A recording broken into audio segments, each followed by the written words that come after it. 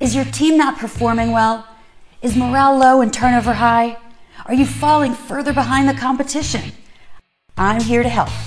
I'm your host, Shani, and this is the Leadership Show, where business strategy and culture finally meet, and we make the long-awaited shift from rhetoric to results. I promise I'm not your typical boring leadership consultant, and I will help you get your shift together. Let's do this.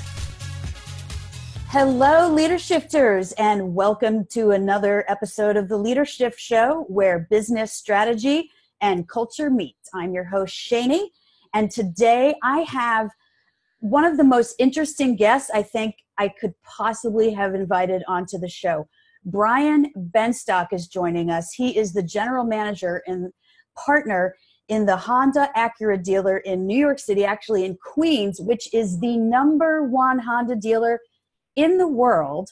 And let's face it, the auto industry is probably the poster child for industries that are being disrupted right now, and where the examples that he can share with us of leader shifting are going to be extremely relevant to those of you across whatever industry you represent. So Brian, welcome to the Leadership Show. Hi, Shani. Thanks for having me. So happy to be here. Thrilled to have you. So let's back up, but before we get to all the exciting changes that are happening in your business and leadership, stay tuned, because we will talk about the impact of Google and eBay and Elon Musk and ride sharing and driverless cars and all that stuff that is disrupting Brian's business, and I'm sure yours too. So we will get there. Do want to hear a little bit about how Brian got where he is, because I do see the Oldsmobile sign in the back of your office there. And, we can certainly say that not only is this not your father's Oldsmobile, but this is not your father's world anymore either, right? Well, that's true. Oldsmobile, I think it's a really good reminder. I'm in my former partner's office, and he unfortunately passed away in 2006. And, I certainly wanted to keep the office the same way, because it's a very good reminder of how quickly things can change. Mm-hmm. It wasn't too long ago in the 80s or 90s, if you had an Oldsmobile franchise, it was a license to print money. Oldsmobile was one of the preeminent brands, selling over 1 million cars a year. And, sadly, consumer interest shifted, and Oldsmobile shifted the wrong way. And in a very short order, went from being one of the most lucrative franchises to being put out of existence. Yeah. And I keep that in mind, that this can happen to any brand, any manufacturer, if they don't pay attention to the customer. 100%. And that's exactly the direction we're taking with this. But how did you get into the car business to start? I started selling cars on May 10th, 1982. I did it as a part-time job until something better came along. And here I am, it's 30 some odd years later, and nothing better has come along. I literally was going to do it for the summer, and I saw these people that at the dealership where I worked that were supporting their families and houses and children selling automobiles. I was living in my parents' basement apartment, and I had zero expenses. And I think if they could support their family, maybe I could make a living at this. And I thought I was kind of friendly and different, and I didn't look like those typical car salespeople. And I was able to quickly have some initial success. I worked with some very good people. Nancy Phillips, Paul Singer were incredible examples of what's possible in business. They were really eloquent, elegant, and sharp. And they were somebody that I could aspire to be like. And there were many other examples in the car business that were just the opposite. That if I worked for them, I certainly would not have stayed in the business. And I found that the more I was like them, the more quickly I could rise. And I took a really great path. I was a salesperson, then an assistant to the assistant manager, then the assistant manager, and then finance, and then sales manager. I really went through the every position that you could in the front end of an automobile dealership before becoming a general manager and That's great. It's always helpful to have played every position on the field, if you will, to then be the coach of the team.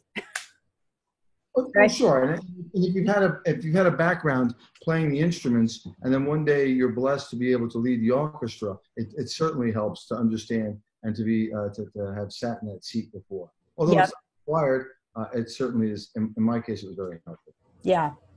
And have you always been with Honda Acura, or did you have I, other brands before? I've been with Paragon, the organization Paragon Honda, Okay. from the very beginning, and we acquired the Acura dealership. Seems like yesterday, but I think it was about 1999. Yeah. And it's been really a spectacular run, going through the ups and the downs of the brands. Honda hasn't really had it down. Acura has had some ups and downs, and thankfully, the product really seems to be moving in a great direction. Yep. Well, so speaking of ups and downs, let's get to the meat of what I know the leader shifters are interested in hearing about, which is how do you operate in what many people refer to these days as a VUCAD world? I can't tell you how many executives I counsel about the circumstances of their industry. VUCAD, for those of you who don't know the acronym, stands for volatile, uncertain, complex, ambiguous, and disruptive, which is basically the environment that any business is operating in this day and age, right? You cannot escape all the rapid changes and disruption that's happening in virtually every industry as a result of technology, as a result of globalization, as a result of tons of different factors that impact businesses today. So when did you first start to detect that there was a sea change coming in your business, in your industry? Some of the public corporations started getting into the automobile business many years ago, and many of us dealers said they'll never make it because each of our transactions is negotiated one at a time. There are too many variables, it's too complex, we'll never be able to figure it out. And little by little, we saw efficiencies, or I saw efficiencies in some of these public corporations. And as they organized data, as they used data better and used technology better, they were able to scale a lot of the things that we thought were not scalable.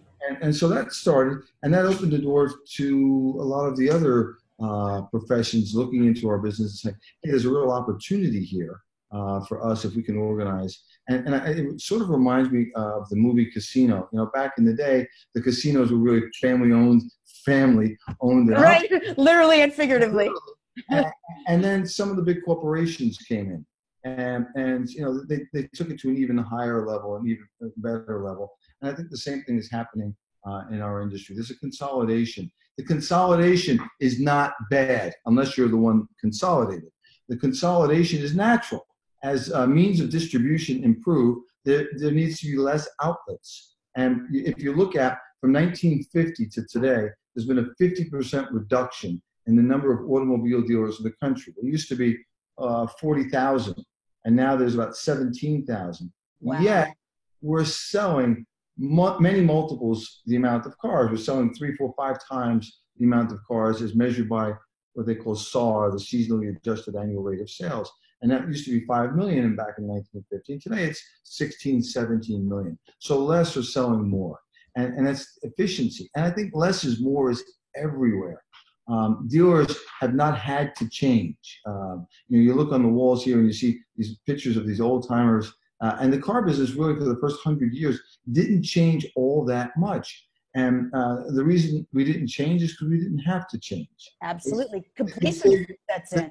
They say the only person that likes change is a wet baby. Everybody else doesn't like change. And with some of the disruption that was coming about, and let's talk about electrification and Elon Musk. Yep. He sort of pierced the franchise system, going around it using the loophole, these are electric cars, therefore they're not subject to the same franchise rules as everybody else is. And what that does is that opens up the door to people that want to buy a car, but they don't like the experience they were getting. Because, and again, I don't want to paint everybody with the same brush, but if you didn't buy a Honda from me, you bought it from the person several miles away that looks somewhat like me and does it in a similar way. And when we were talking about making the better use of the customer's time, perhaps it took 4 hours to buy a car and we think we're going to be revolutionary and make it take 3.5 hours. The experience from the customers, it's too long. I don't want to go through this process. Here comes a new player in the game, playing with different rules and really turning the business upside down and forcing dealers to re-examine what they're doing by providing an alternative for the consumer outside of the industry. Right. Other alternatives, right, outside of the industry. What about Lyft and Uber and rideshare? Yeah, I was going to ask you what's the impact, and I want to come back to Elon Musk, but sure. while we're talking about ride sharing, that's one of the big things that was on my mind is what's the impact of ride sharing and I mean it's ride hailing / ride sharing because not everybody's actually sharing a ride, but certainly it's altering the dynamic of car ownership. It is, and especially in a city like New York City, where right now if you drive less than 11,000 miles a year, it's less expensive to make use of Lyft or Uber than it is to own or lease a car. 100%. The car insurance is astronomical. The garage space in New York City, where I live, is like. So you've hit two of the areas that most dealers don't really pay attention to. Many of the dealers, and myself included, would look at the customer's monthly payment and say that the payment's $500 a month. As a consumer, we know that it's $500 for the car payment. We know it's $500 or $400 for the insurance, and it's $500 for the garaging. And not to mention the inconvenience, if you're in Manhattan, of taking your car out of the garage, driving someplace else, putting it in some other garage, getting a ticket. I mean, it's all part of the expense of ownership. And then that pesky stuff called gasoline that you've got to put with. Right. And so, we can see clearly how ride sharing would impact the taxi and limousine, the yellow cabs and the livery drivers. Yeah. But the other impact it's having is on dealers. And I'm happy to say that we've adapted to that, adjusted to that. And the rideshare and Lyft customers, the buyers of those cars, are some of our best customers. Yeah, I was going to ask you, how do you target, because that's sort of a niche target, how are you targeting the drivers in the ride-hailing services versus the average consumer who's parking their car in a garage and using it to go to the beach on the weekends? Yeah, we've got some pretty good secret sauce. But let me just say this. For years, retailers have been trying to get into customers' wallets and pockets. I just wanted to get into their phone. And we have a way of communicating with Lyft and Uber drivers, sending them the right message at the right time directly on their mobile device, which I would say 100% of the Lyft drivers are using. So, it's feed the fish the food they like to eat, not the food you like to eat. If a consumer is spending a lot of time in front of a cellular phone, well, let's make sure we communicate with that person on a device and a platform that they're used to using. That's what we're doing. Absolutely. So, but when we were off camera before we started the podcast, you were sharing an experience with me at a disruption course that you had taken at NYU recently, and I'd love for you to share that with the audience here. There's funny stories. What a fantastic story. I took a disruptive leadership course at NYU, and at some point they said, I set a goal to double Paragon's business from where it is now in 2 years to double that. And the numbers that we're selling right now, we're selling about 10,000 cars a year, 10,272 to be exact. And to take that from 10,000 to 20,000 in a 2-year period would require, I think, a completely different level of understanding of distribution and transportation. And so understanding now that I'm working pretty hard, I'm working a lot of hours, and it's going to take a different level of intelligence and understanding for me to get where I want to go. So I went back to school. And I took a couple of courses at NYU, and one of the disruptive leadership classes, we were there in the class, and the professor asked each of us why we were there. And I was really impressed with the manifest of the other students. They came from the armed forces, that the Navy SEAL team was sending people, because they were being disrupted. And then business leaders from American Express and some other major corporations were there. And I wanted to look into exactly what was it that was going on, what was causing them to be there. And they called on one gentleman. The gentleman was from Jamaica, and he ran the Jamaica Power and Electric Company. And so the professor said, and so why are you here? And I would give a little bit of a Jamaican accent. He said, that man is disrupting us, and he's hurting the poor. And he used a different word. And I can imagine. I said, what man? He goes, that man, Elon Musk, he's hurting the poor. And so now I'm leaning forward. And I said, the professor said, well, how's he doing that? I said, he's coming up with these batteries and these solar panels. And the rich are jumping off of the grid. And every time someone jumps off the grid, that expense is spread over the other people on the grid. Yep. It doesn't hurt the middle class. They can absorb it, but the poor. And I'm saying, wow. A public utility is being disrupted by a private enterprise. That's really interesting. And so they went around to a couple of the other people, and they came to me. And when they came to me, I put on my best Jamaican accent. I said, that man! They said, Brian, why are you here? That man, he's disrupting our business. And the professor looked at me and said, what man? The same man, Elon Musk. And he would tell us how he's doing that. I said, basically, he's pierced. That's a terrible Jamaican accent. Sorry for all my brothers and sisters from Jamaica. But I said he's disrupting our industry by piercing a franchise valve that's protected, insulated dealers for so many years. Right. I say, thank God. It's time that we lost that umbrella of protection. It's time that we have to be like everybody else and may the strongest survive. And I think Darwin, said it best. It's not the smartest that have a future. It's not the strongest, but those most able to adapt. Sure. And those are not just nice words for the Galapagos Islands. Those are nice words for wherever you're doing business, that you need to be agile today. Yep. And so you've got to get comfortable living on a foundation that's built of quicksand and surfing on that. And as you were saying, shifting, leadership, and being able to let go of these beliefs that you have because they may or may not apply. Absolutely. So if I look at transportation in the old terms, I'm looking at buying and selling and leasing automobiles. If you look at it differently today, I'm selling transportation. And I don't care how the consumers consume the transportation, right? That people are not driving less. They're not consuming less transportation. They're just consuming it differently. Yeah. Right? If you have children or family, does anyone say, well, I'm not going to go anywhere. I'm just going to sit in one spot? Of course not. In fact, I think mobility is going to continue to grow and expand in many amazing and different ways. And we want to make sure that we're taking advantage of those trends and not holding on to, it's not going to happen to me. Absolutely. I spoke at a group of dealers in Colorado. And one of the dealers said, well, that may be going on in New York, but it's not happening here. And I said, it's not happening here. Hey, have you ever heard of a company called Amazon? And he said, yeah. And I said, do you use Amazon? He goes, all the time. I said, well, then you're subjected to the same disruption.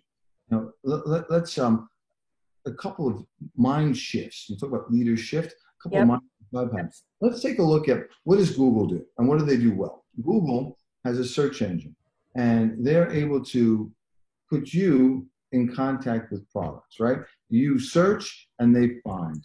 Yep. The difference with Amazon is Amazon brings the product to the consumer.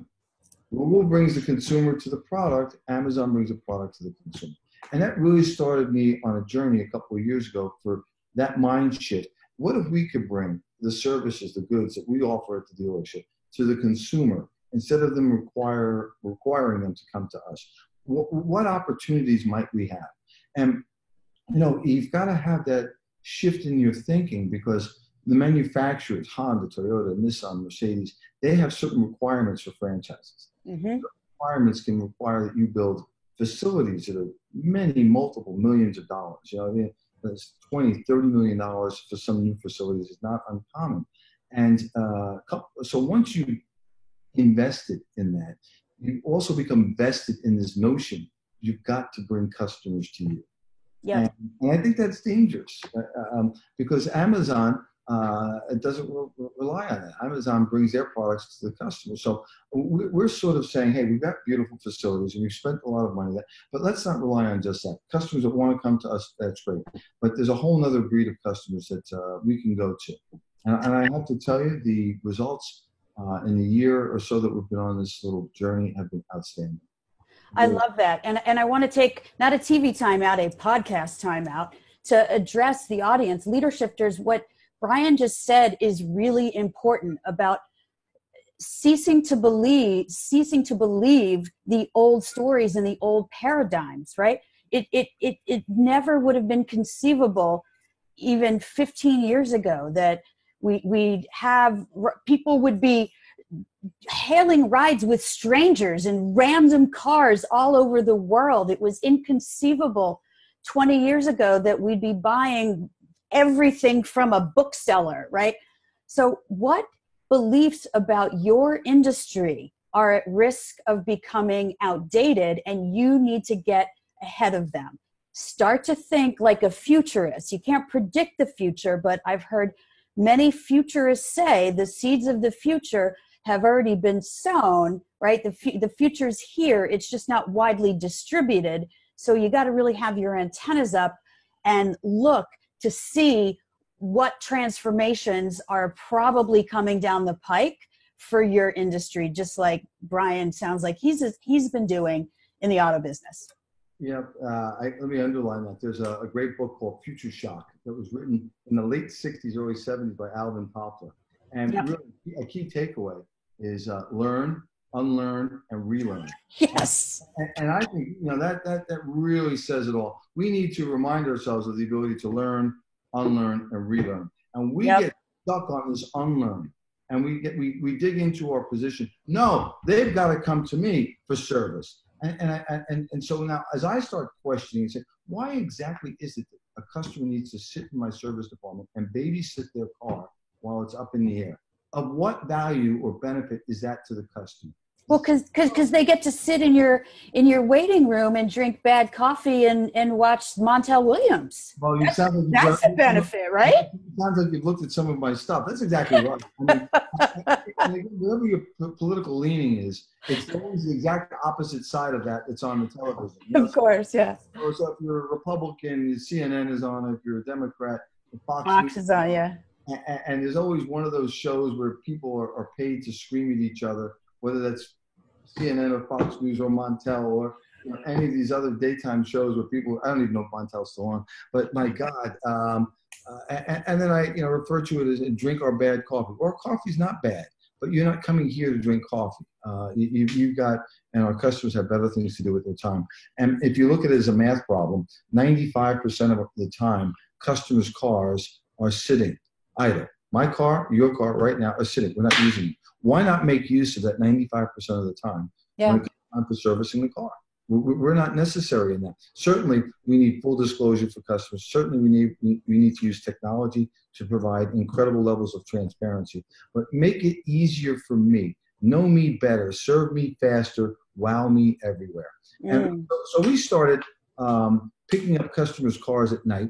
When they go after they no longer needed the car for the night, whether that's 8 o'clock, 9 o'clock, 10 o'clock at night, picking up the car, bringing it to the dealership, servicing it, and putting it back in their driveway before they need it in the morning.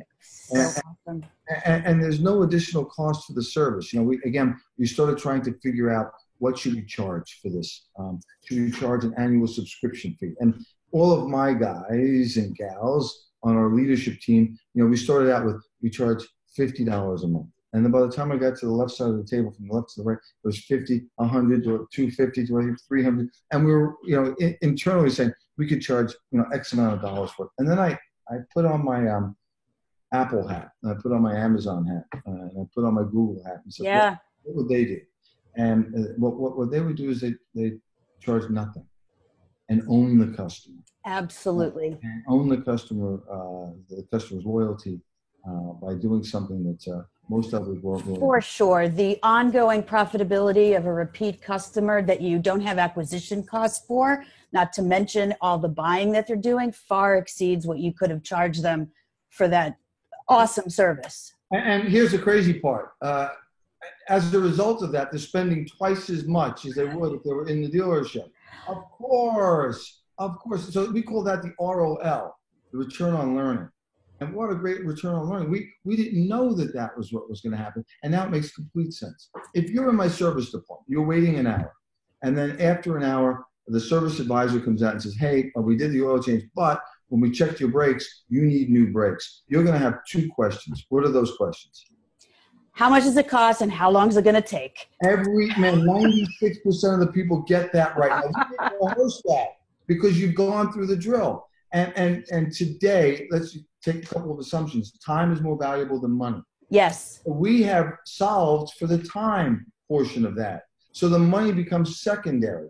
So if I told you it's going to be, whatever answer I give you, you're not going to like.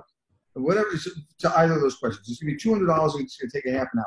And yet, I'll do it some other time. Yep. And either you don't do it some other time, you wait till the lights are on and there's a dangerous situation, or you drop it off someplace else that's more convenient for you. Well, we sort of fix that for our customers. And so I don't need them coming to our multi-million-dollar service facility. I need their car. Right.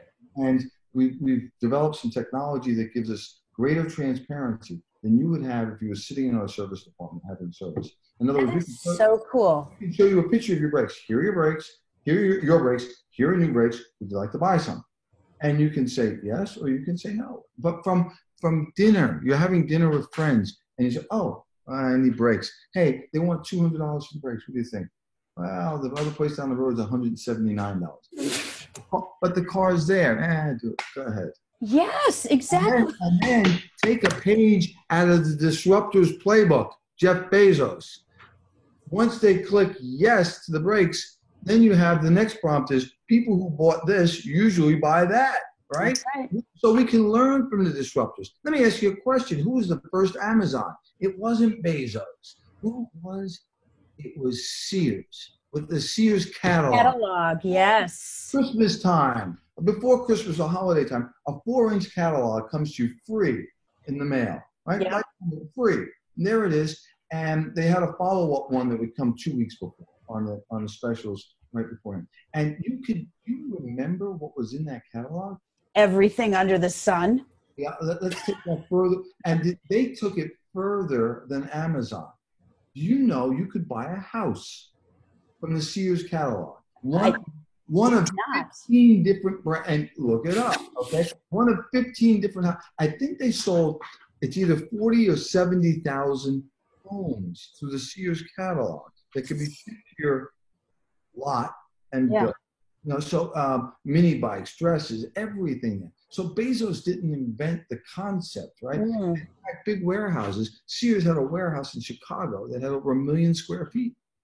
So when you look at it, what Bezos did, to his credit, he didn't invent the internet. He didn't invent Federal Express. He didn't invent UPS, but he leveraged the stuffing out of the existing technology.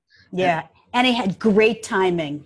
Well, in retrospect, it seems that way. He, I think, was out there ahead of everybody. He got beat up, something else our college professor reminded us: to lead is to bleed. And you're going to get out there, and you're going to leaders shift, and you're going to be out there ahead of other people. And when you're out there first, the tip of the spear, you're going to get hit, and you're going to bleed. Absolutely. If you're not cut out for that, step aside and let the next man or woman that is prepared to do that. And I have to tell you this, what we're doing at the dealership has been expensive, it's been difficult, and we're learning every day. We're just now starting to see the benefits in the ROI from the ROL. Right. So the investment from the return on learning. And there's no alternative. Yes, there's an alternative. The alternative is to wither away and die and go the way of the other 18 or 22,000 dealerships that had to shut their doors, right?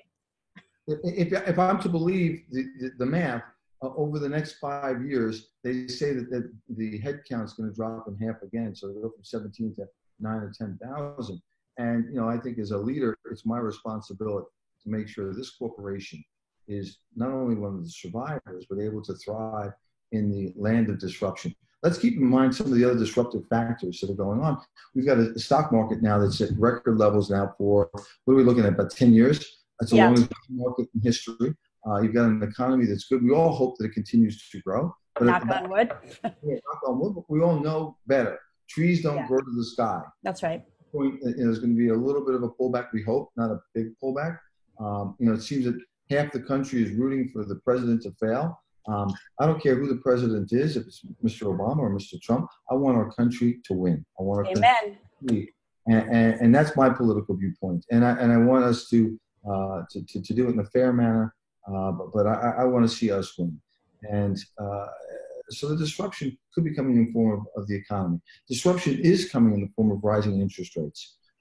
When I look at my sales staff, I've got a lot of young, super talented people. But when you look at none of these young people that I have ever experienced an economic downturn. They got into business and every year's better.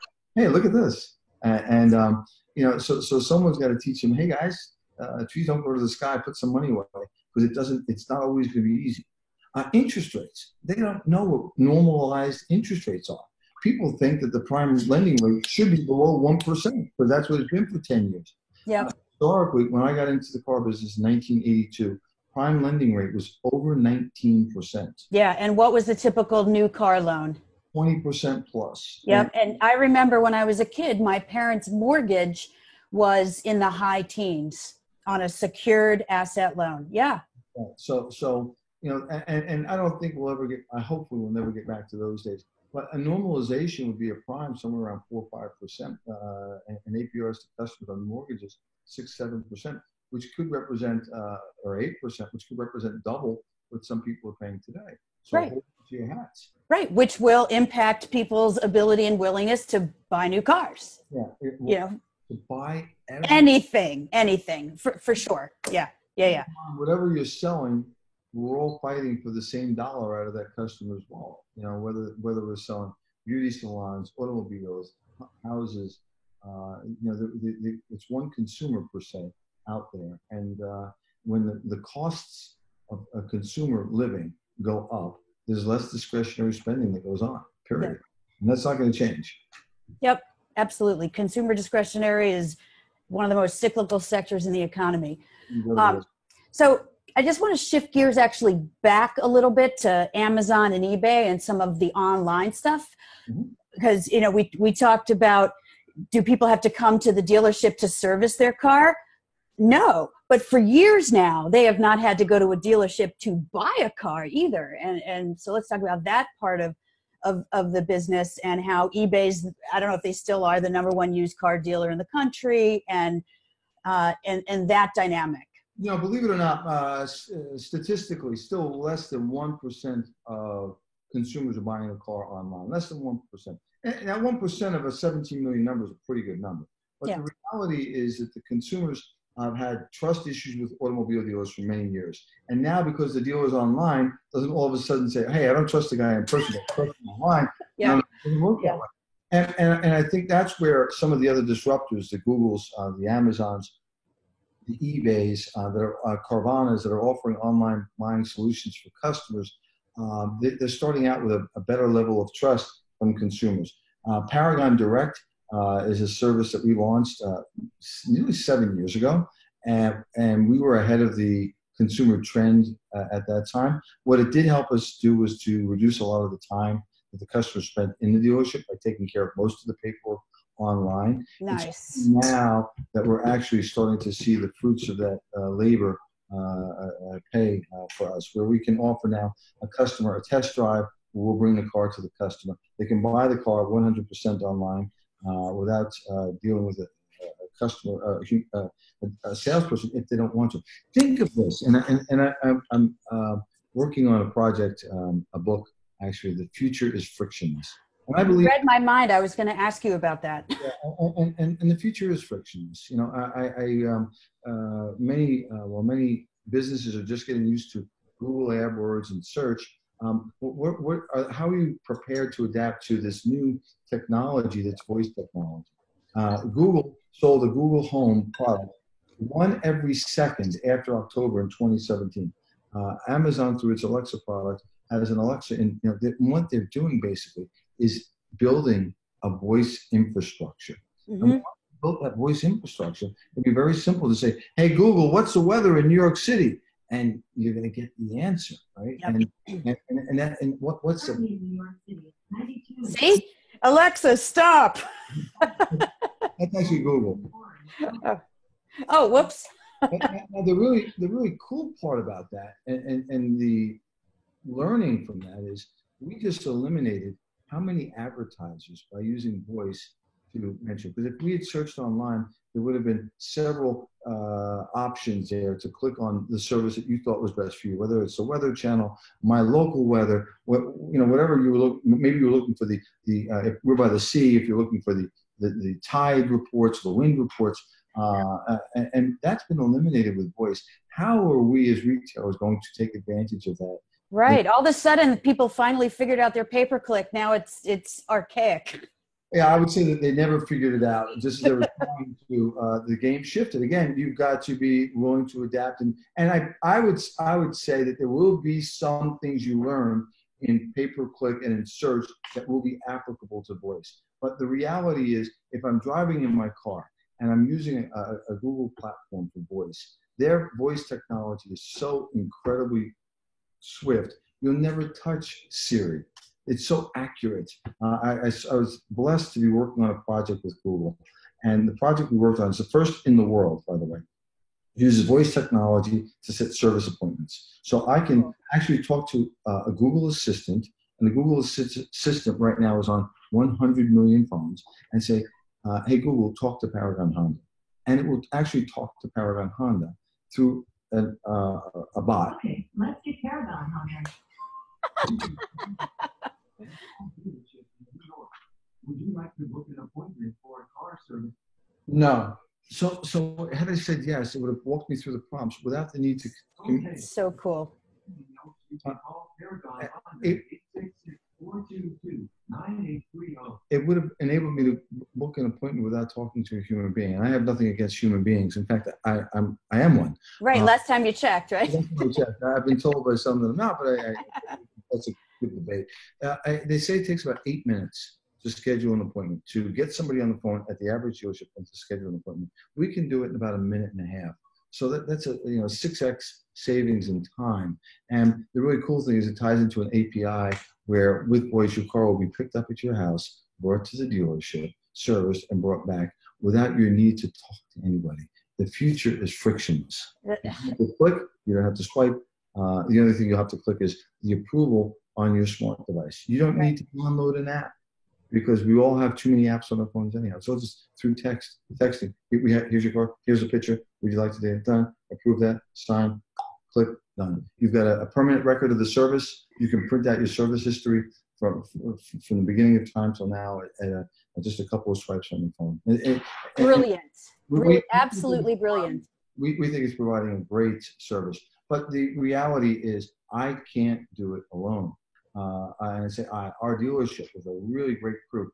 The disruption that's coming, the picture David versus Goliath. I'm not going to beat Amazon. It's not going to happen. But by aligning with other disruptors, aligning with an eBay, a Google, and aligning with my manufacturer, American Honda, and using this technology to make the Honda Acura way better than what Amazon can do. This is our game to lose. Yeah. Or to win, right? Yeah. Why is it that a couple of pimple-faced kids from California invented Instagram and Kodak didn't? The day Kodak was filing for bankruptcy is the day that Facebook bought Instagram. For $1 billion. Oh. They said he was crazy for spending $1 billion. I heard recently that the valuation of Instagram now is over $100 billion.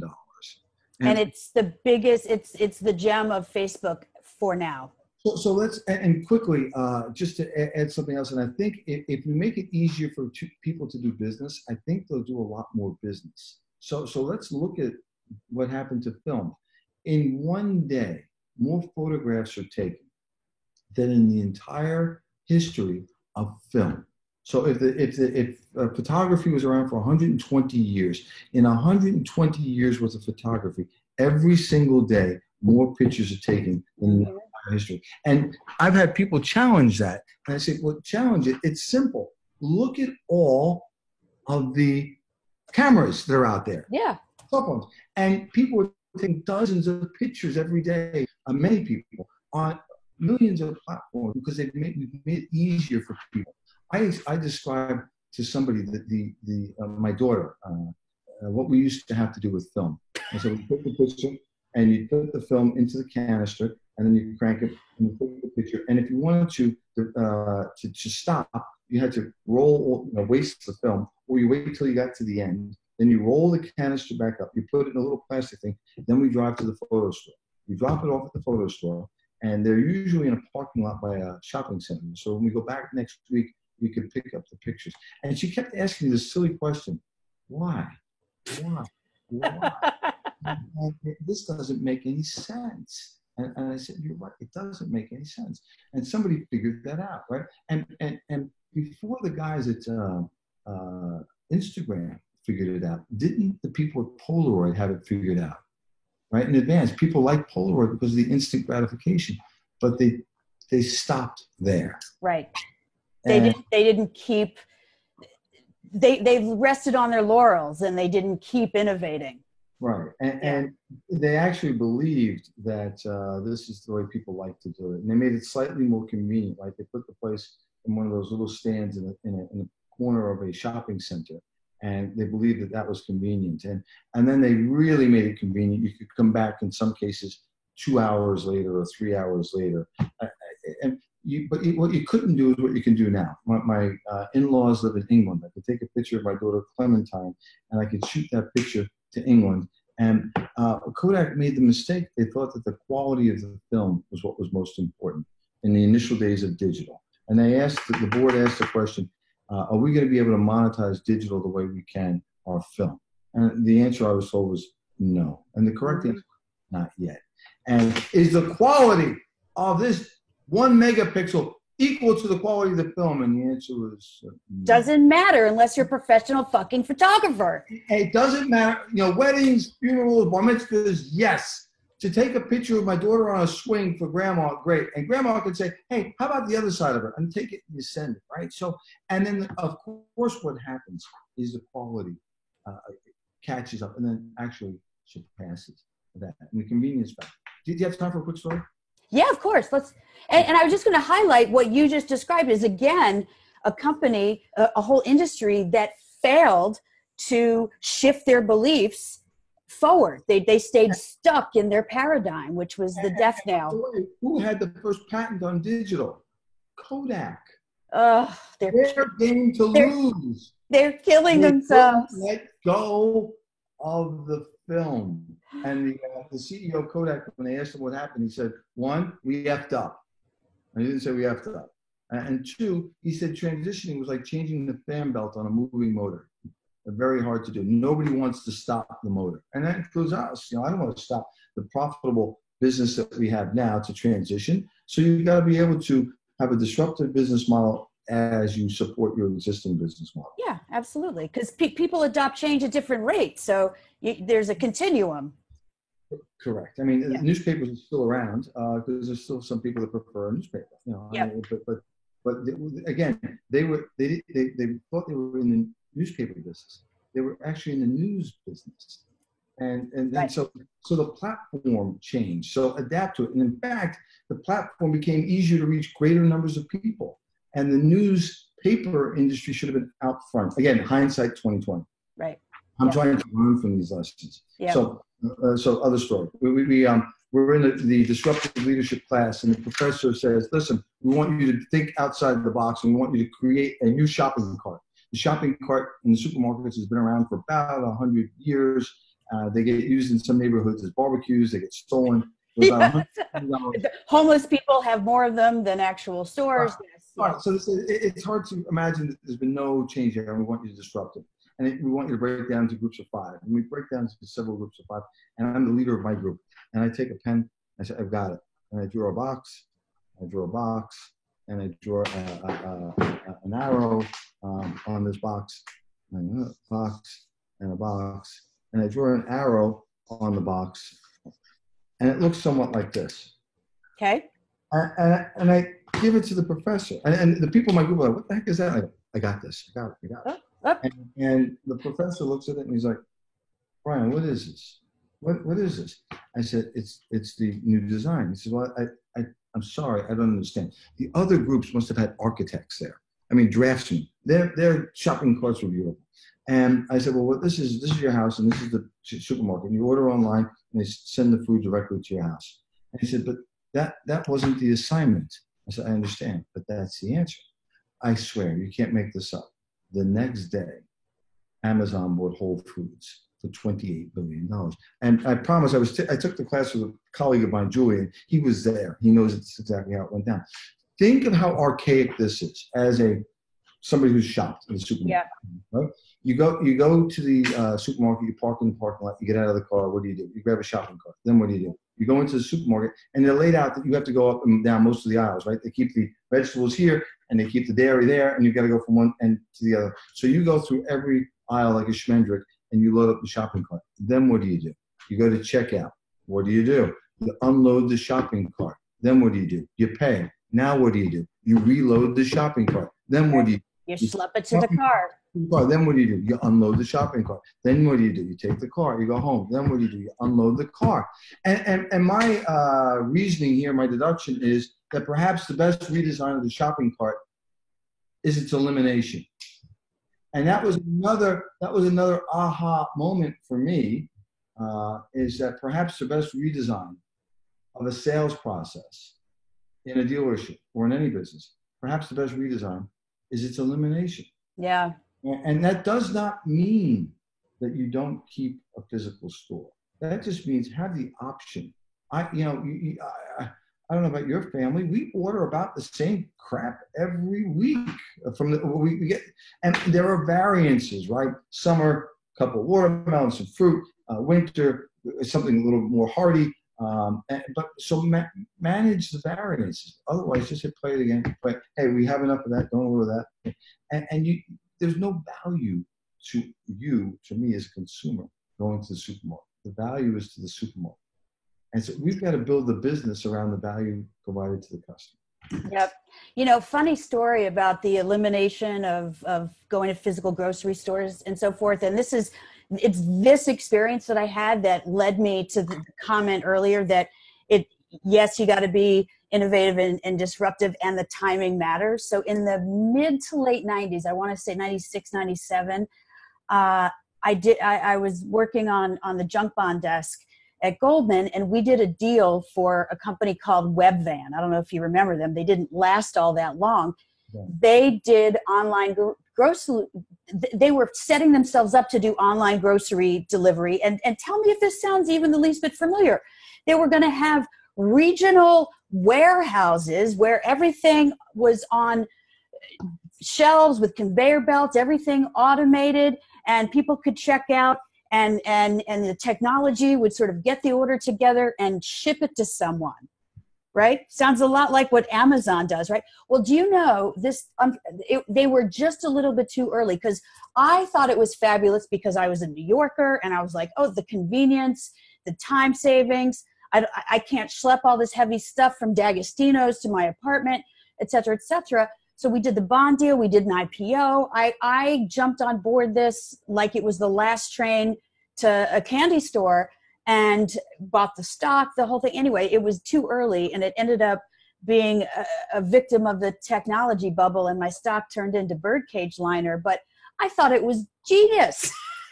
Yeah, and I think there's probably a lot of examples like that about what's going on. I mean, we started in the online world and really sort of putting some assets behind it. We were ahead of the market a little bit, and now I think the market's caught up. I mean, it's the internet's no longer informational; it's fully transactional, and that's even for us. The disruption started with the stock industry many years ago, right? With brokers and what do you need a broker for? Most of the data that the broker was going to provide to you, she got from a computer someplace, and now we all had the ability to access very similar information. So I think that's what we call an efficient market, right? An efficient market being defined by the buyer and the seller having the same information, and more of that's going on in the automobile business, and thankfully in many other businesses. So rather than fight it, I think it's embrace it and leverage it. Yeah. So fight it. Don't fight it. Embrace it. Good tip for leadership. There's any other last parting words that you want to give anyone in any industry who is facing a lot of uncertainty and disruption? Disrupt yourself before you're disrupted. You are the smartest person in your industry. You know better than the people from the outside. Be willing to look at it from an outsider's perspective, taking what you have that they don't have, which is the intrinsic value and knowledge of your business, and use that to say, what would Amazon do? What would Google do? What would Apple do? What would Facebook do? And I think you start your journey. And you can't answer that for everybody. They've got to answer it for themselves. Yeah, fantastic. Thank you so much. Thank you. And how can people find you, reach you, buy a car from you? Well, ParagonHonda.com, ParagonAcura.com, or me, I'm BrianBenstock.com. I love talking to other dealers too, so hit me up on LinkedIn. I like getting feedback from around the nation, and it really helps me figure out what other dealers are struggling with. And it's interesting how we've got a great sort of alumni of people that are working on this together. Right. Together's better. My next call is just popped into our podcast, but she just popped out. So, but before we run, I just want to highlight leadershifters. Be like Brian. Be a student of disruption. Because I think if I could summarize you in one phrase based on everything you shared with us today, that's what it would be. You have been an excellent student of disruption. And I don't just mean because you went to NYU and took a disruption class, right? I mean, you've been dealing with this for a long time, and you've shared some really great tips with the audience today, right? Feed the fish the food that they want, not the food that you want, right? We got to adapt and be agile, which means we learn, we unlearn, and relearn. I mean, I've heard that before, but it bears repeating. It's simple, yet not simplistic, and super important. And when you see disruption coming, invest in your business before it's too late. Like you gotta spend the bucks. It will pay off. And one of the terms that I love, I think of ROL as return on leadership. What value do you bring to your organization from excellent leadership? Sure. I will now also know that ROL is return on learning. And what do you learn from taking those risks and innovating in your business, as Brian shared with us today. So again, thank you for joining us, Leadershifters. I hope today has been enlightening for you and is causing you to shift from some old, outdated mindsets and paradigms about your industry and anything else you're involved in, and are leading you to take some shifts in your strategy and building the right culture to support that, like we always advocate. So again, Brian, thank you for your time. Thank you. Appreciate it. Yeah. Leadershifters, until next time, you know how to reach me. hello@theleadershipproject.com, the leadershipproject.com website, and of course, all the social media. This has been such a pleasure. Mwah.